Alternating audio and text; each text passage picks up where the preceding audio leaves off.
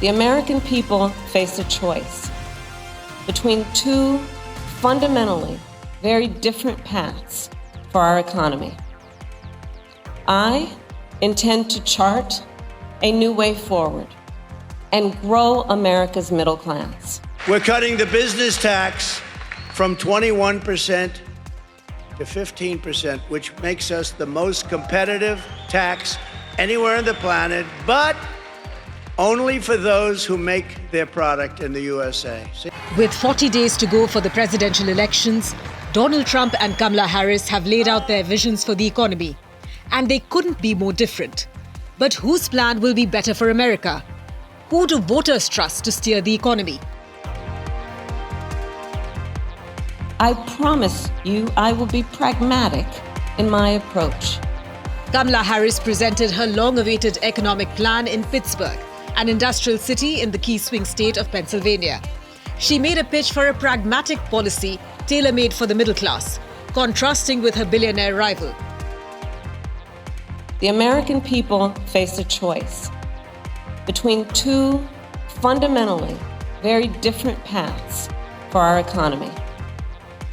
I intend to chart a new way forward and grow America's middle class. He has no intention to grow our middle class. He's only interested in making life better for himself and people like himself, the wealthiest of Americans. Harris's blueprint for what she describes as an opportunity economy includes plans to boost investments in US manufacturing and combating China's unfair trade practices. While he constantly got played by China,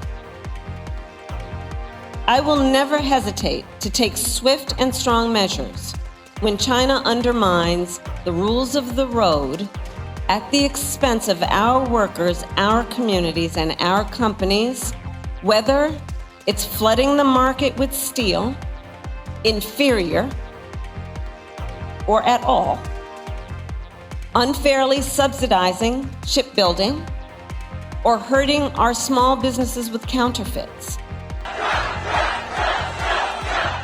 Donald Trump is making similar promises to boost American manufacturing, but with his own protectionist twist. He has been touting a made-in-America economy. This new American industrialism will create millions and millions of jobs, massively raise wages for American workers, and make the United States into a manufacturing powerhouse like it used to be many years ago.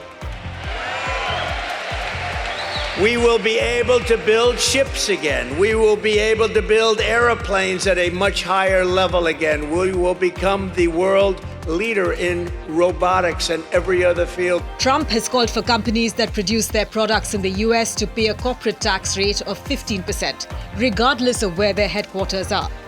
This is in sharp contrast to Harris, who has called for higher taxes on corporations. The centerpiece of my plan is for a manufacturing renaissance, which will be a 15% made in America tax rate. In other words, if you make your product in America, so the tax rate was practically close to 50%. Some people would say 38, but when you added it all up, some companies are paying much more with state and local, much more than 50%. But I got it down to 21% through Congress. Less than 6 weeks to go for the November 5 election, and the race to the White House remains on a knife's edge. After years of high prices in the post-COVID rebound, the state of the economy remains the biggest issue for many Americans. Trump has accused Harris of advancing communist ideas, while the vice president called him one of the biggest losers ever on manufacturing. Apart from taking pot shots at each other, both Trump and Harris are tailoring their economic messages for the undecided voters in half a dozen swing states who are expected to decide this election. But whose message are they buying more?